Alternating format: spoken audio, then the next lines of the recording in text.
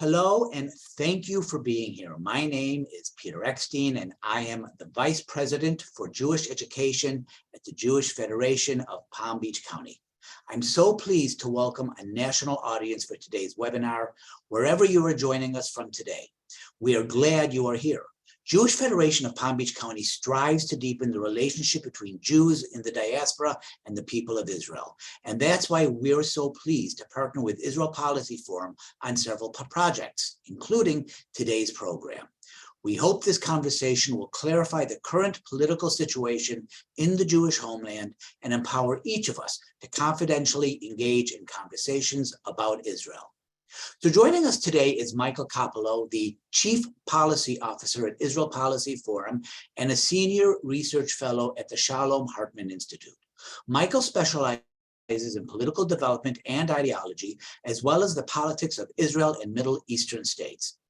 He is a leading commentator and analyst on Israel and American Jewry.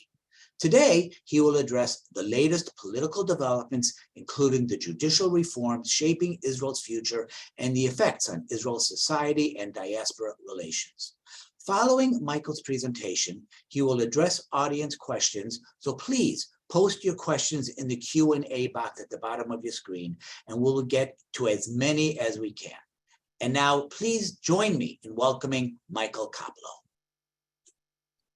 Thank you, Peter, and thank you to the Palm Beach County Federation. Always great to be alongside a wonderful Israel Policy Forum partner.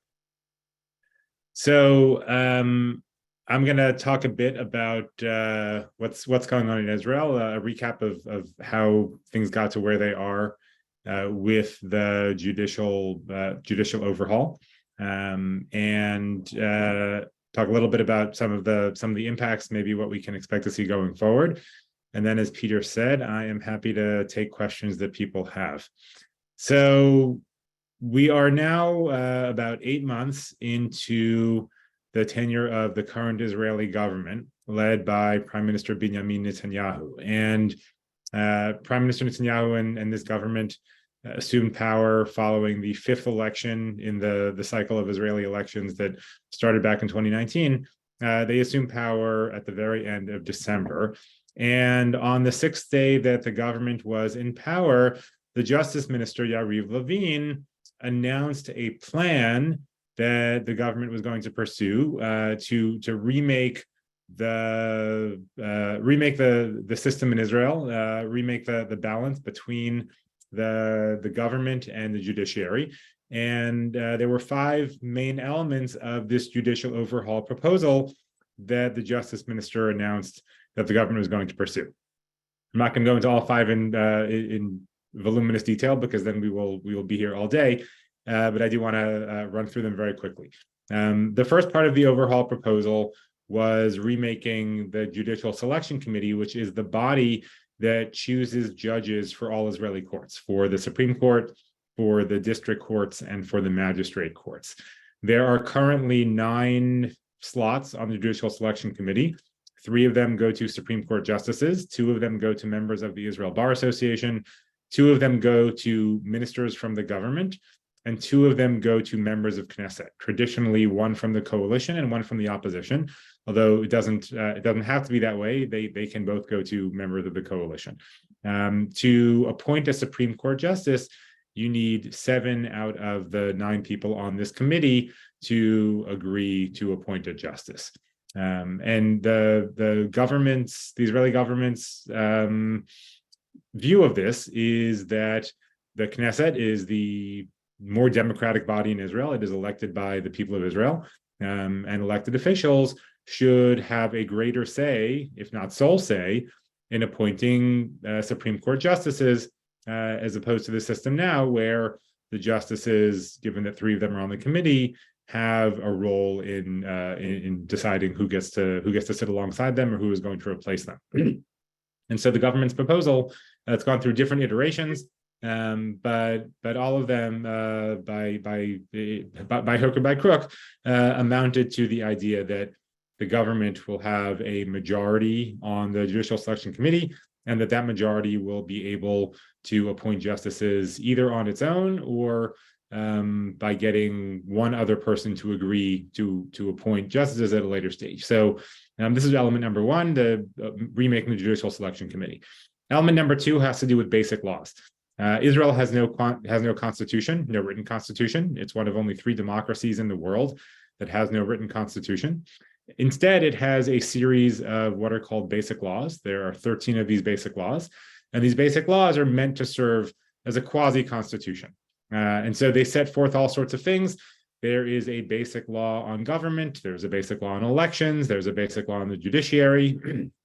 The most recent basic law, it comes from 2018. That is the basic law on Israel as the nation state of the Jewish people.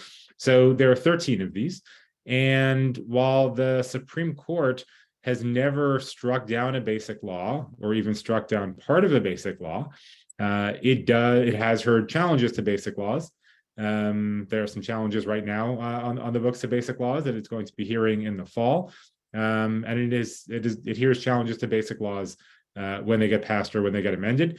To give you a quick example, because it's relatively recent, after the 3rd Israeli election in this cycle, when Prime Minister Netanyahu and Benny Gantz formed a unity government, the way in which they went about this was by creating a new position called alternate prime minister, where Benny Gantz was going to serve as alternate prime minister for the first 18 months. And then after 18 months, he was going to take over as prime minister, and Netanyahu would become alternate prime minister.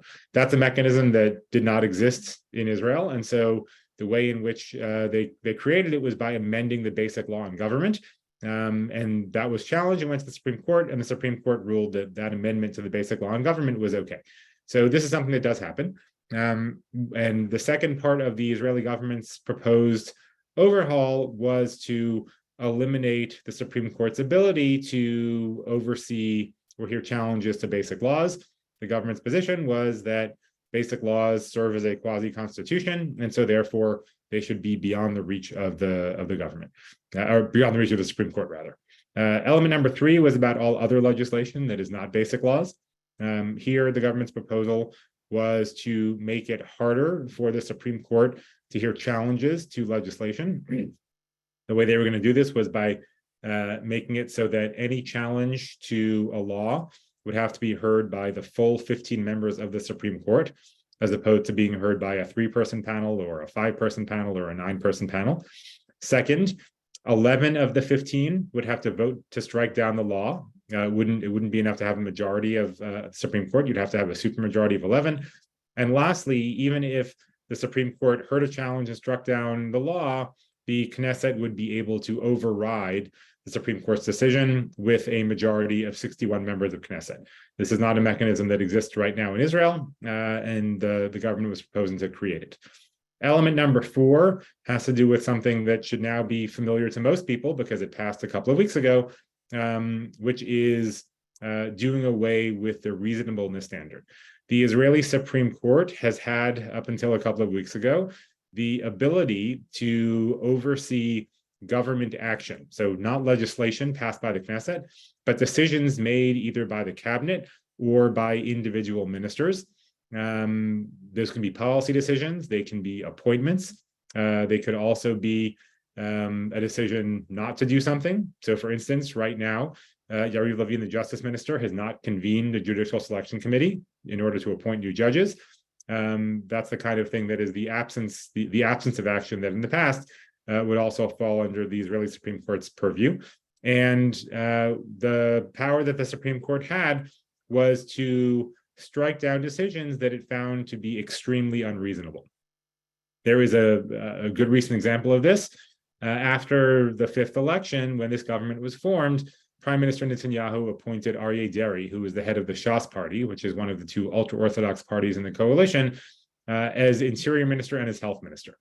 Aryeh Deri has has 2 convictions, has served jail time twice for corruption and for tax fraud. He also has a plea deal, which is more recent than his 2 convictions, where he agreed to step down from political life in return for another indictment on corruption being taken away. And so the Israeli Supreme Court, after he was appointed Interior and Health Minister, stepped in and said that it is extremely unreasonable for Aryeh Deri to be appointed as a cabinet minister, given his past convictions and plea agreements for corruption and tax fraud.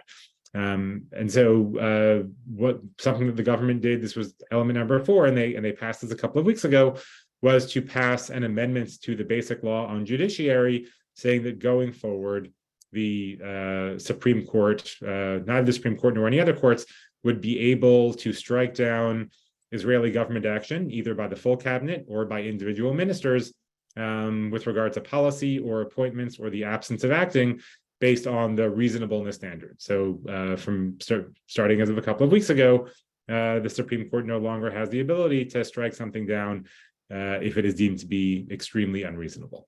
And element number 5 of the proposed overhaul has to do with changing the way in which legal advisors are appointed and changing the way in which their decisions are implemented. So right now, legal advisors in all of the ministries are not political appointees.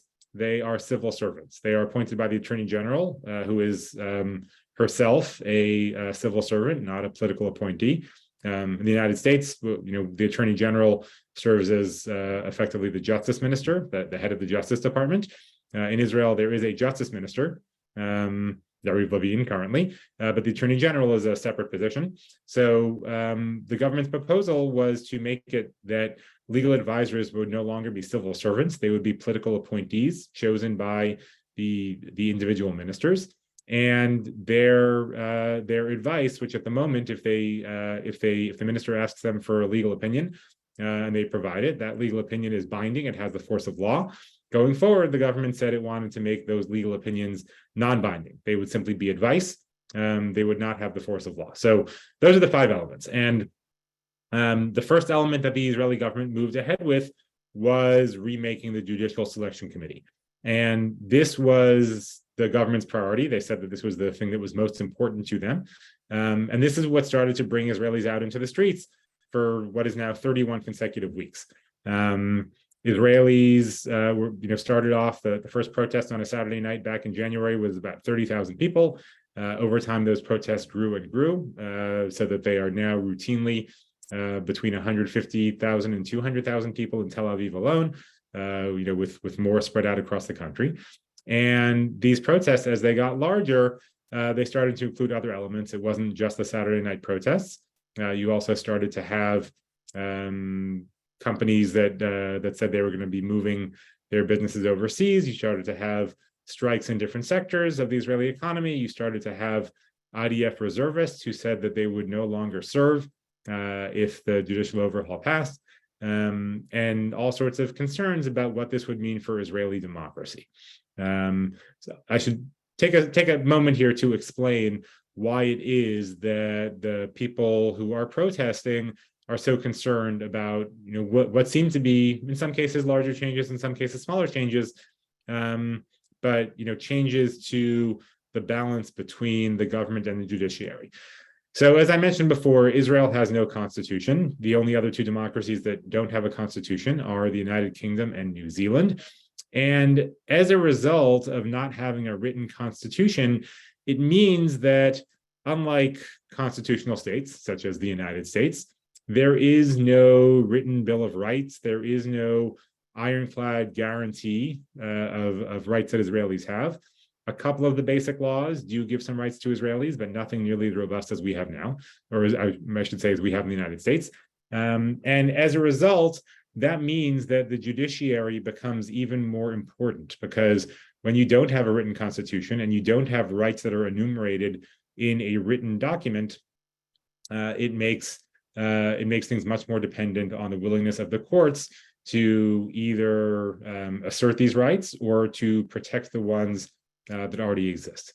So, that's concern number 1 that the protesters and the opposition have, that in a system with no constitution, anytime you make changes that alter the balance, you are doing something that will have even more far-reaching consequences than in a system where the rules of the game are written down and agreed to by everybody and enshrined in a basic founding document, which is what a constitution is.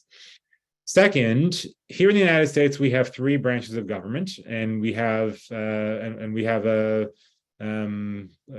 a balance and different checks between them. We have the executive, which of course is the president and all of the various cabinet agencies. We have the legislative branch, which is Congress, and here Congress also has two chambers, and we have the judicial branch, which are the federal courts. In addition, between those three branches, where power is separate, we also have a federal system here, so that you have different powers that are held by the federal government and different powers that are held by the states. So we have a relatively extensive system of checks and balances and separation of powers. Israel's system is different. So in Israel, they speak about having the same three branches of government: the executive, the legislative, and the judicial. But in reality, it's a two-branch system.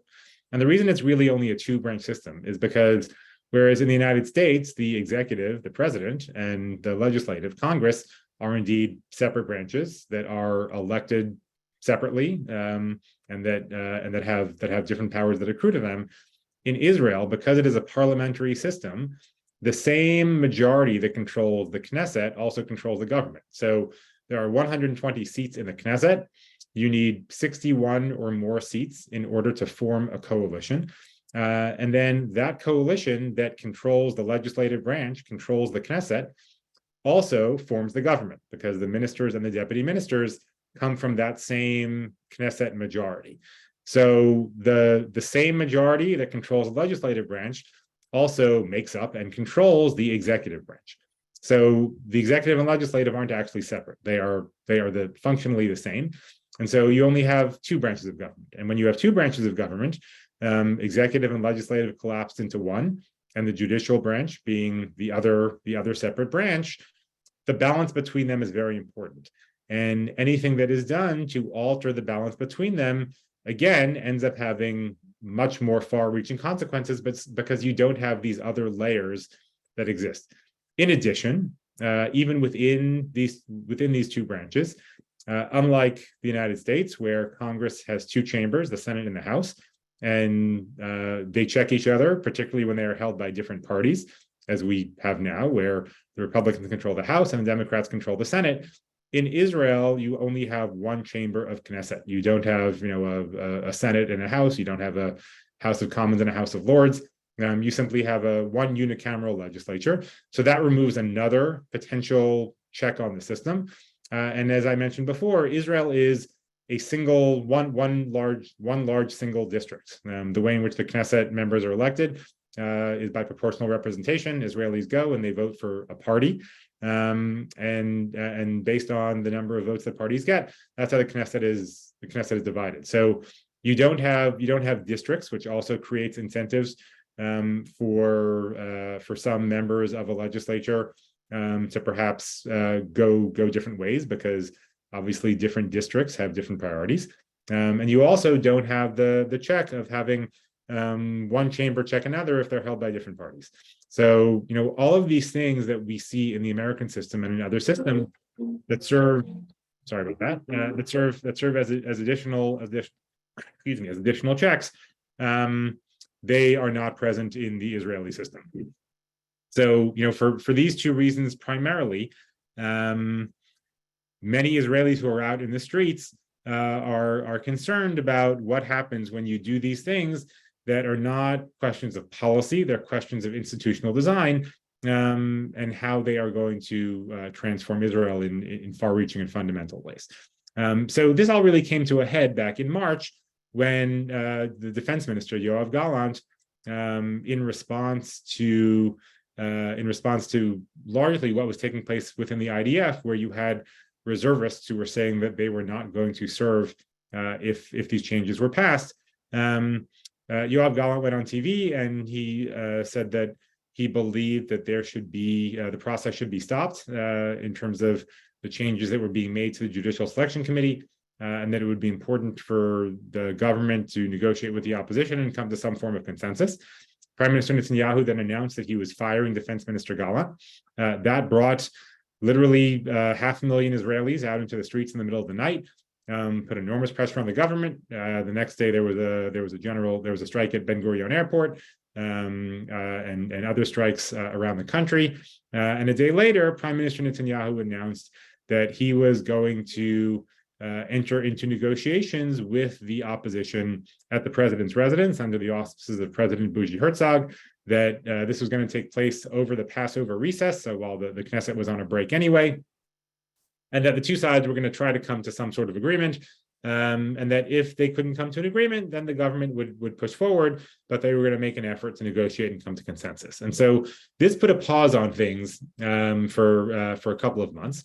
What happened next was when the Knesset came back into session, the negotiations at the president's residence, which had not been successful, broke down entirely. It's a bit complicated to explain why, but it also had to do with the Judicial Selection Committee.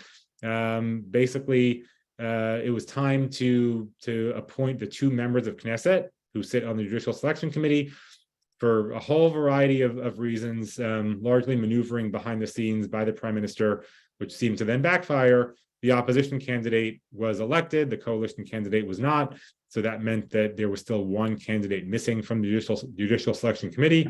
The government announced that as a result, it was not going to convene the committee, at which point the opposition said that they were not going to negotiate with the government until it agreed to convene the committee.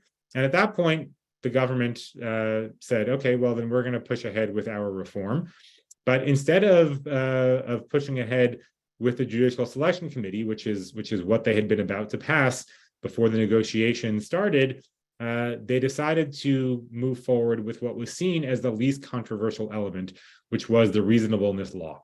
And so that is what the government decided to do.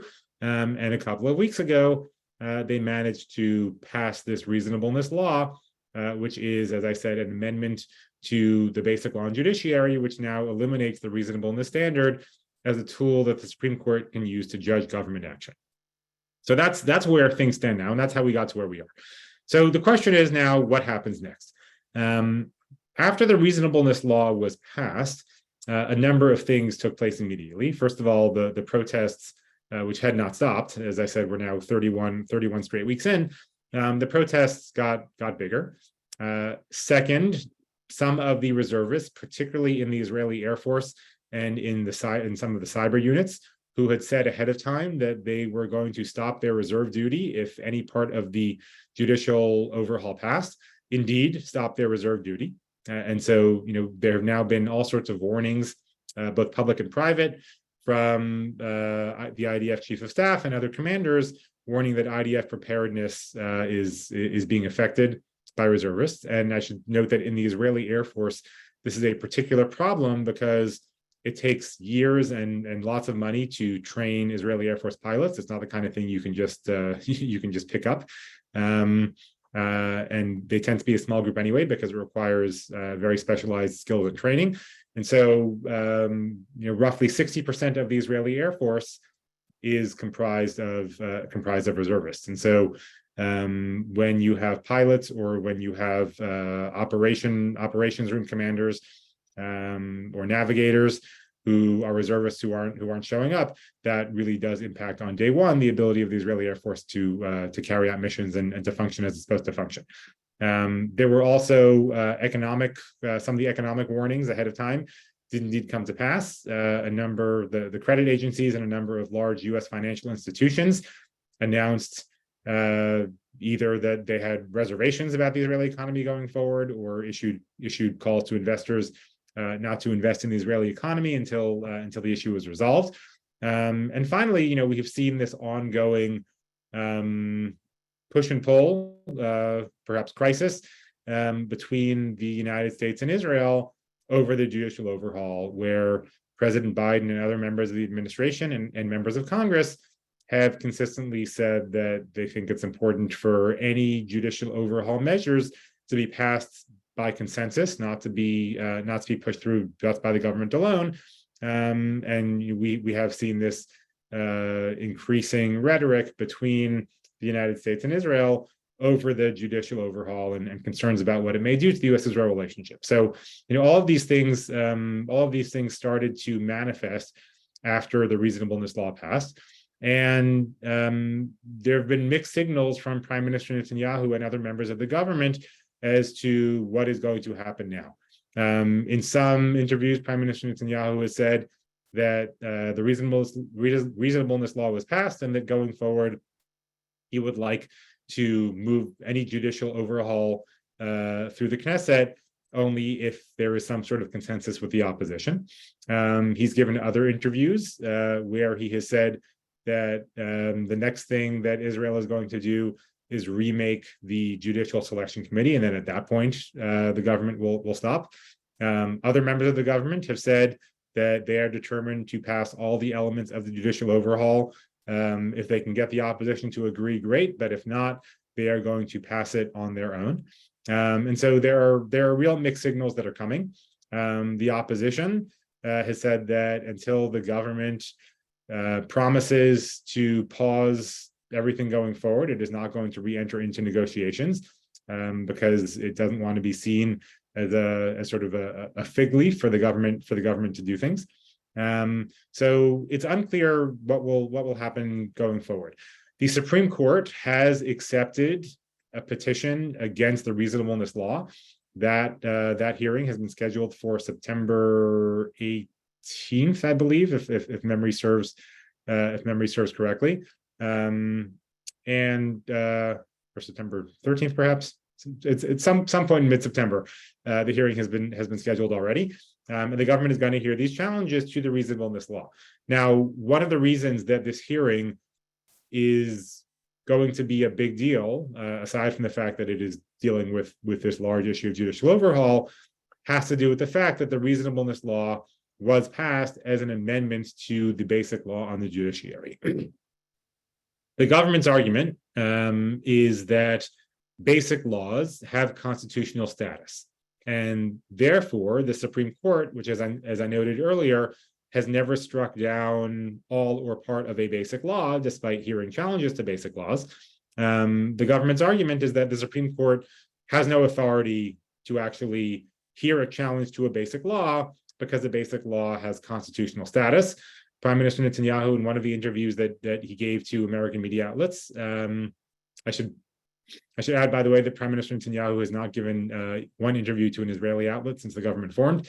He's given them exclusively to foreign outlets, and particularly he's given many to U.S. media outlets in English. One of the interviews he gave last week, he said that the Israeli Supreme Court striking down any part of a basic law would be the equivalent to the U.S. Supreme Court striking down a constitutional amendment. Something, by the way, that the Supreme Court has no power to do. And so the government's argument is that because this was passed as an amendment to a basic law, the Supreme Court really has no choice but to let it go through, even though it has scheduled this hearing in September. The argument on the other side is that basic laws are supposed to have quasi-constitutional status, but in reality, they are no different than any other law. There are no standards in Israel for basic laws. So in the United States, for instance, if we want to pass a constitutional amendment, we have to get 75% of state legislatures to pass the amendment. Then we have to have both the House and the Senate pass the amendment with supermajorities. In Israel, a basic law gets passed with a simple majority, just like any other law. It gets passed in 3 readings of the Knesset, just like any other law. It takes effect immediately, just like any other law. It does not have to be confined to any particular subject, just like any other law. So the argument on the other side is that you can pass anything and call it a basic law, and you can do it with the same majority and with the same threshold that any other law passes. And so if that's the case, then there is no reason why the Supreme Court shouldn't be able to hear challenges to basic laws and have oversight over basic laws, because aside from slapping the basic law label on them, they are no different in terms of their impact, in terms of the way in which they're passed, in terms of the threshold in which they are passed, than any other piece of legislation that the Knesset passes. So, the battle lines here are being drawn. Prime Minister Netanyahu has notably, in a number of interviews, declined to say if the government strikes down this amendments to the basic law on judiciary and strikes down this reasonableness law, whether the government is going to abide by that decision or not. There really is no way of knowing. And this really does, as much as the judicial overhaul and the responses to the judicial overhaul and the protests in the streets have, of course, impacted Israel and have led to what is, in my view, probably the most sustained crisis Israel has had in its 75 years. If the Supreme Court strikes down all or part of the this amendment to a basic law, and the government decides not to abide by it, that will plunge Israel into something that is even different than what we've seen. At that point, different actors in the Israeli system, including the IDF, are going to have to decide going forward whether they obey directives of the Israeli government, the elected branch, elected by Israeli voters, or whether they will abide by directives of the Supreme Court, which is the only check on the government and the Knesset. So this really does have the potential to create a crisis that is even unlike what we've seen so far. And in terms of the way in which this is impacting relations between Israel and other states, and I'll say a few words about this and then go to questions.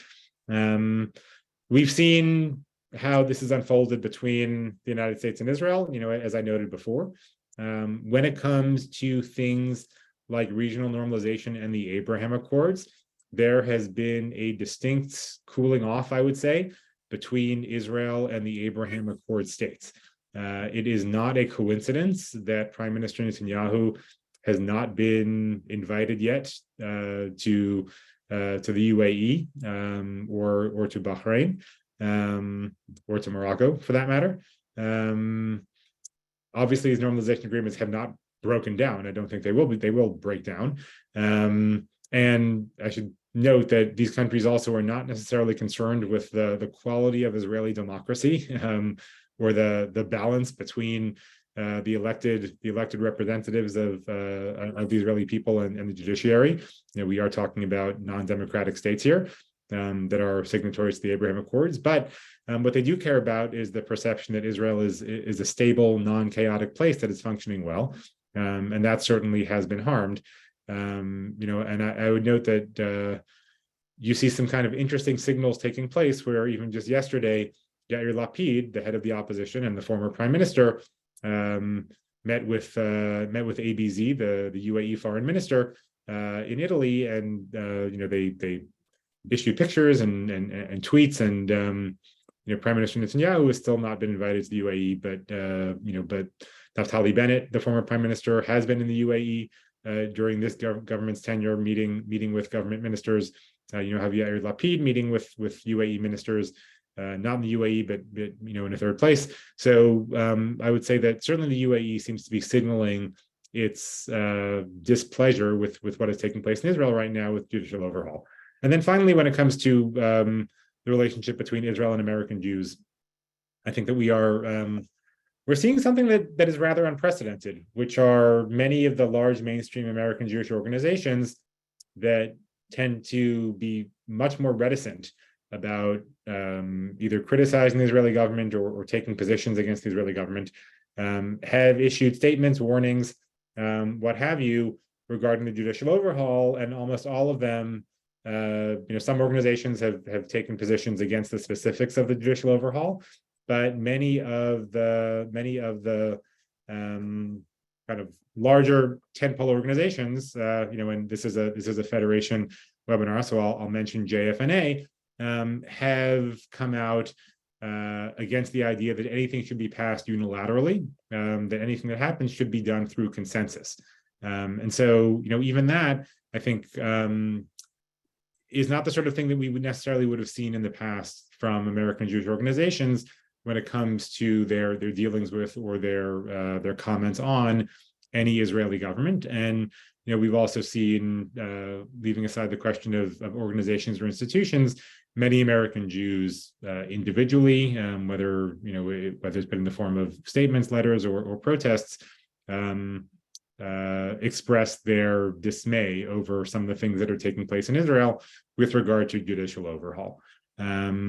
So that's the landscape as it is right now.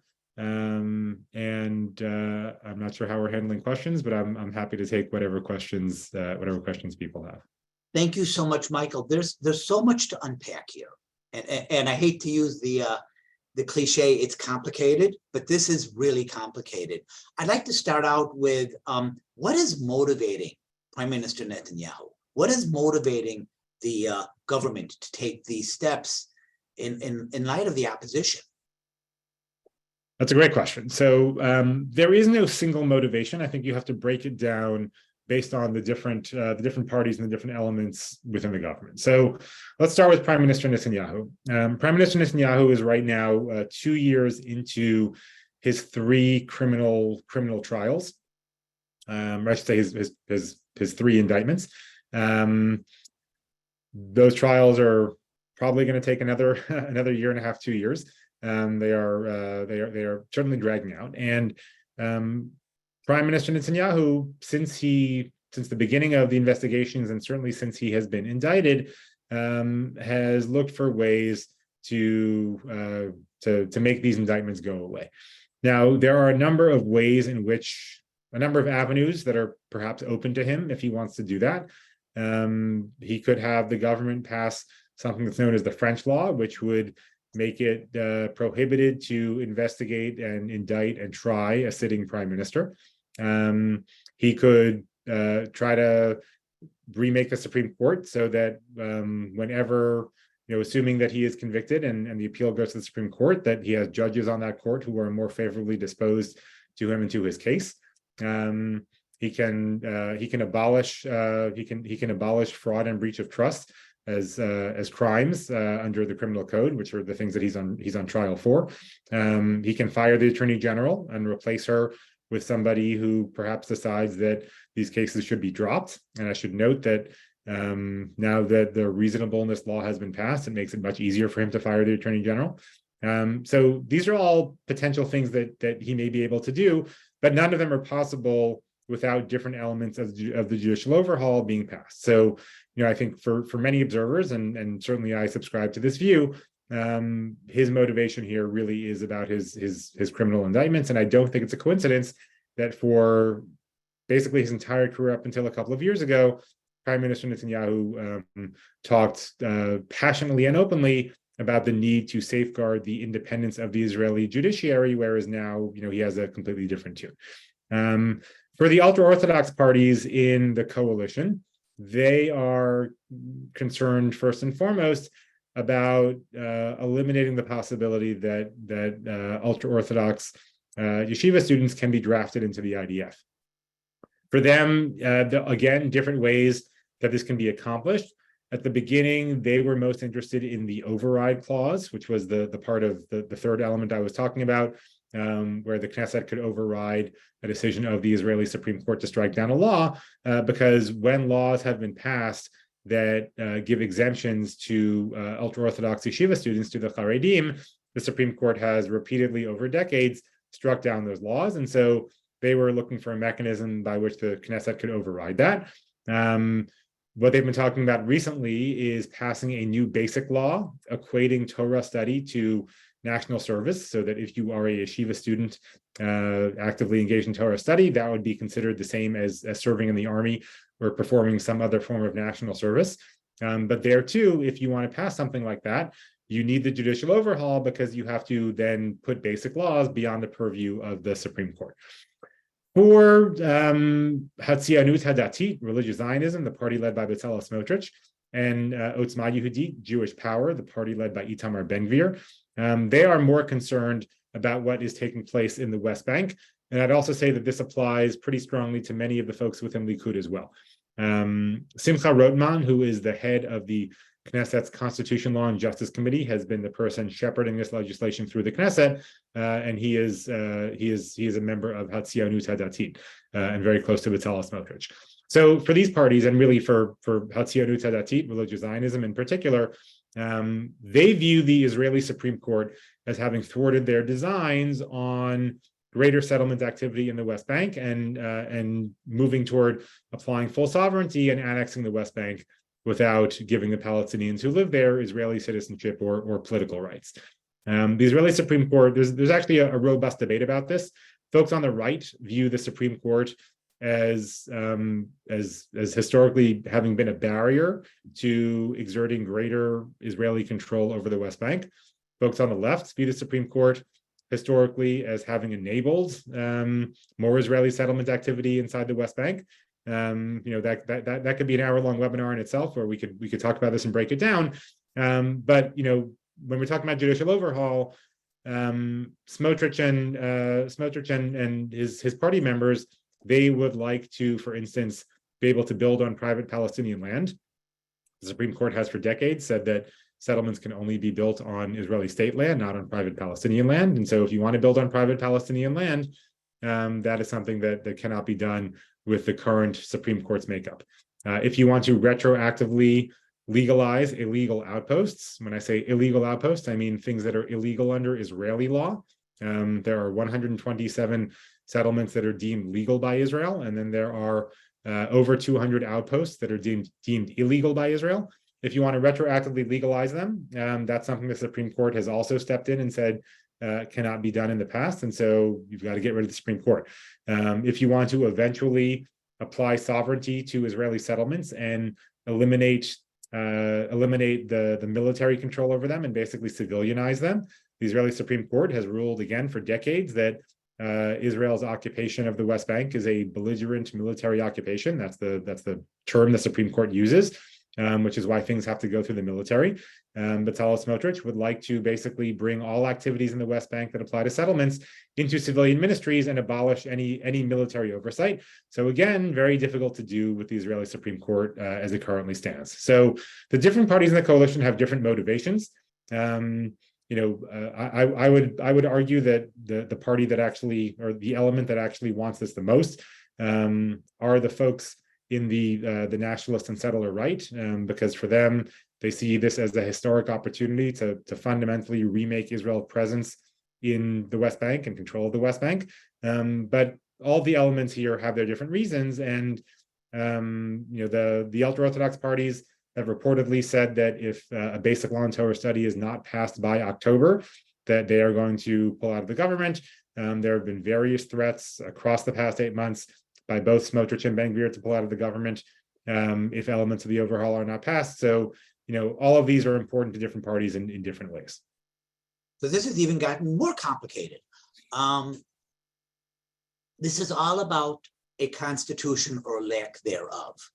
Can you go into a little bit of an explainer why Israel is one of 3 countries in the world that doesn't have a constitution? So when Israel was first formed, the Declaration of Independence itself, you can go and read the text, calls for a constitution. Part of the UN partition plan, by the way, also called for Israel to have a constitution. And indeed, Israel had elections. Its first elections were for a constituent assembly that was a constitutional convention, was meant to write a constitution. And after a few months where they couldn't agree, largely over issues related to religion and state, Ben-Gurion said, you know what, let's take ourselves this constitutional convention, and we're just going to call ourselves the Knesset. We're going to start passing laws. And so actually the second elections were Knesset elections, but they were for the second Knesset. The first Knesset was not actually elected as a Knesset. And the idea of writing a constitution was not scrapped. What happened to that constitutional convention was that it became the Knesset's Constitution, Law, and Justice Committee, currently headed by Simcha Rotman, that is pushing through the judicial overhaul. And if you stop and think for a moment, it's odd that there's a committee called the Constitution, Law, and Justice Committee for a country that has no constitution. The reason is that committee was supposed to be writing a constitution, and obviously, 75 years later has not been successful. There have been intermittent efforts across the decades to write a constitution, and there was a commission called the Ne'eman Commission about 12 years ago, 15 years ago, that maybe 20 years ago, that came up with a list of suggestions for what should be part of an Israeli constitution. Those recommendations were never adopted. Right now, Yair Lapid, the head of Yesh Atid and the head of the opposition, he is someone who has particularly been pushing the idea that, out of all of this shouldn't just be an agreement on elements of judicial overhaul. What should emerge from here is an agreement on an Israeli constitution. I think getting to that point is going to be exceedingly difficult. There's a reason that it didn't happen before. These issues of religion and state, and kind of issues around Zionism have been difficult, and they were difficult in the beginning when Israel's political system was controlled largely by kind of one sector, the more Ashkenazi, secular, liberal sort of kibbutznikim that were associated with Mapai and then labor. Today we have obviously different political factions that are splitting Israel's political system. Back when they couldn't agree on a constitution, the role of the ultra-Orthodox in particular, but the role of religious Israelis of all stripes was minimized. You had a much smaller religious population, whereas now you have a much larger religious population. These issues of religion and state have only become more complicated between secular and religious Israelis, and even between different groups of religious Israelis. Plus, you now have an Israeli political system that is extremely polarized on all fronts, on political fronts, on ethnic fronts, on religious fronts.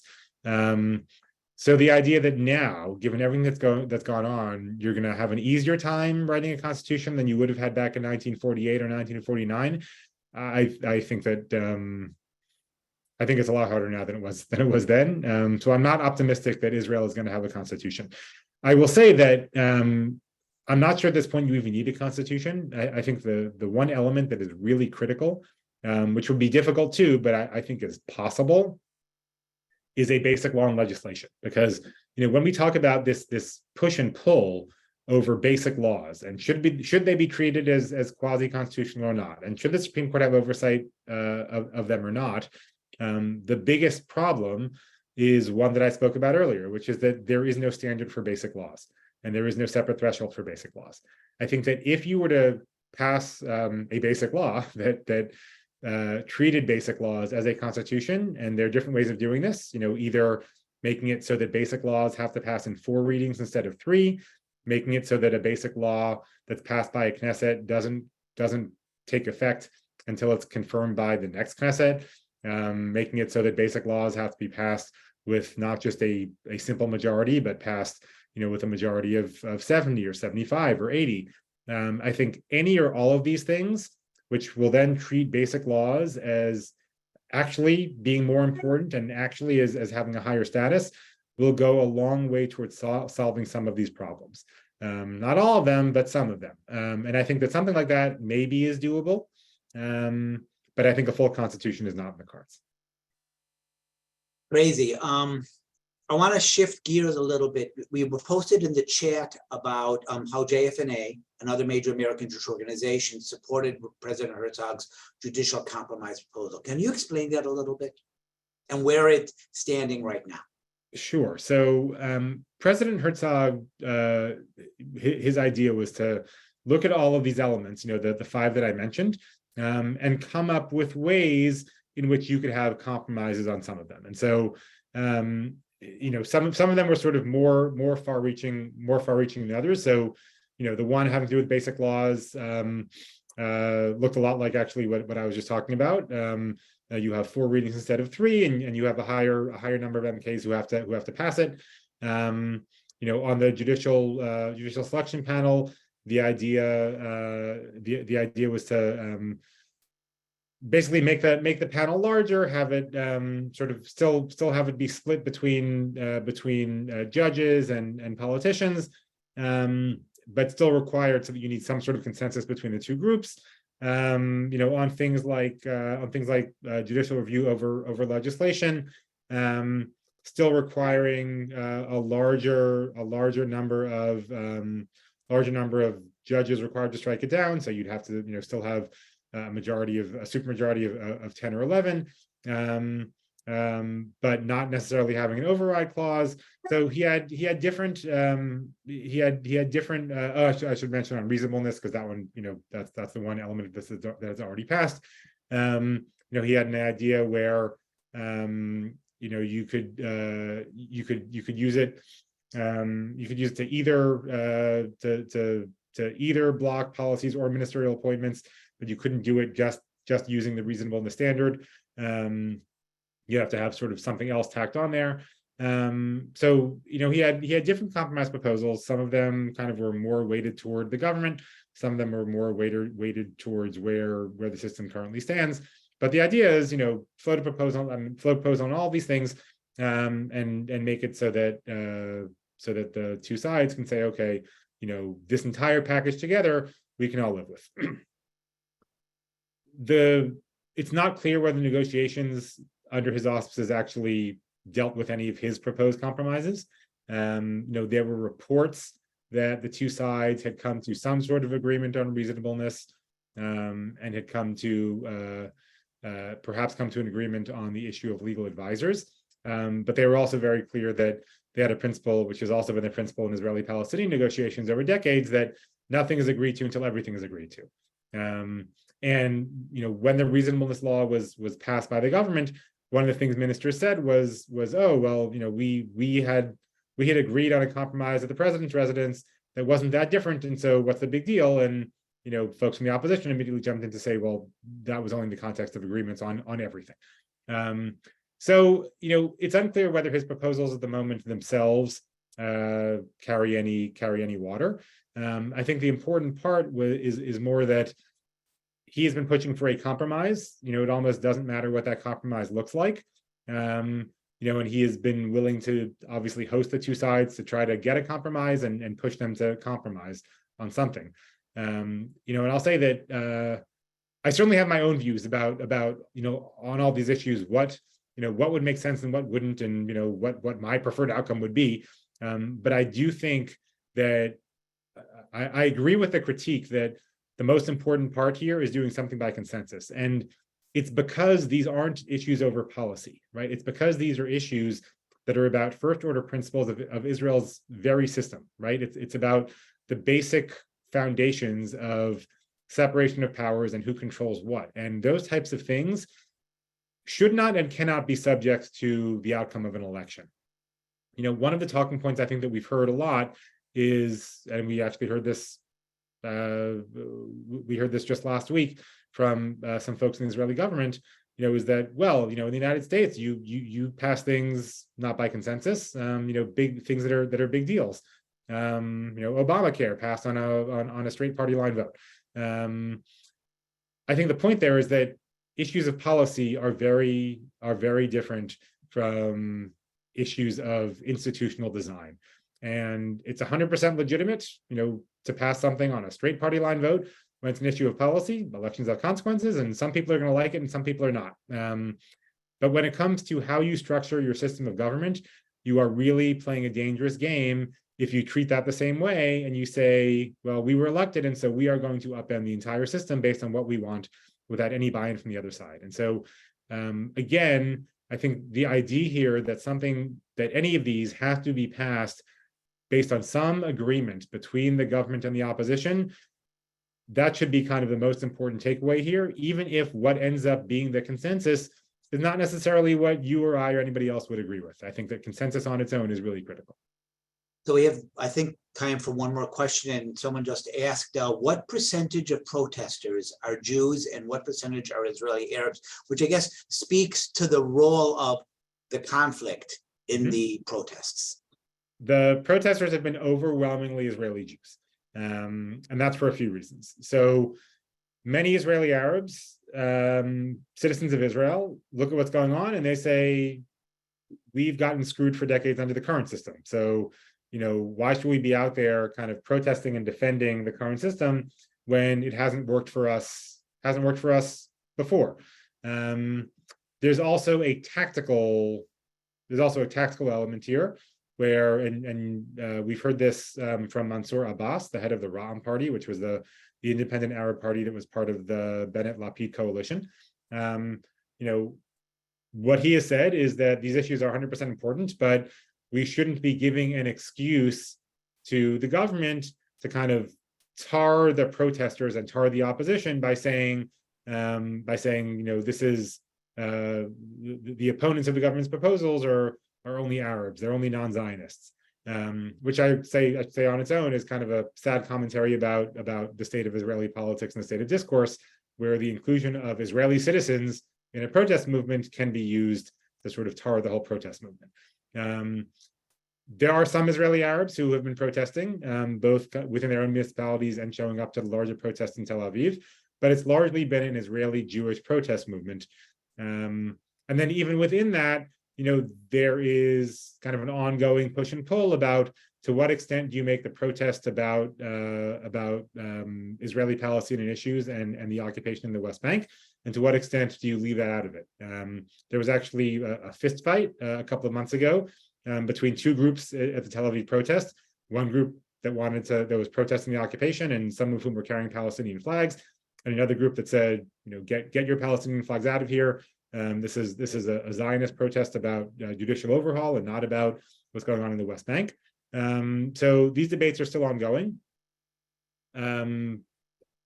I would argue, leaving aside the merits of this debate, and kind of what is tactically smart versus not tactically smart, I would argue that there is no way to separate the issue of judicial overhaul from West Bank issues. As I spoke about a little bit before, that's separate from whether it makes sense to make the protests about Israeli-Palestinian issues and to make the protests about what takes place in the West Bank. But these two things are 100% intimately connected. And so, that also speaks to the question of to what extent Israeli Arab citizens, want to get involved, to what extent they actually see their involvement as helpful or wise, to what extent they actually care about West Bank issues themselves, given that they are, Palestinians in terms of ethnicity and perhaps even the way they think about their own nationality, but are not Palestinians in terms of being under occupation in the West Bank. So there are all sorts of complicated issues that go into this, but all of this is to say that so far these have largely been Jewish protests. Which is a topic for at least 2 or 3 more webinars. Thank you, Michael, and the Israel Policy Forum for this enlightening update. It's fascinating. I want to thank all of you for joining us today. We look forward to inviting you to more programs like this in the future. Have a great day.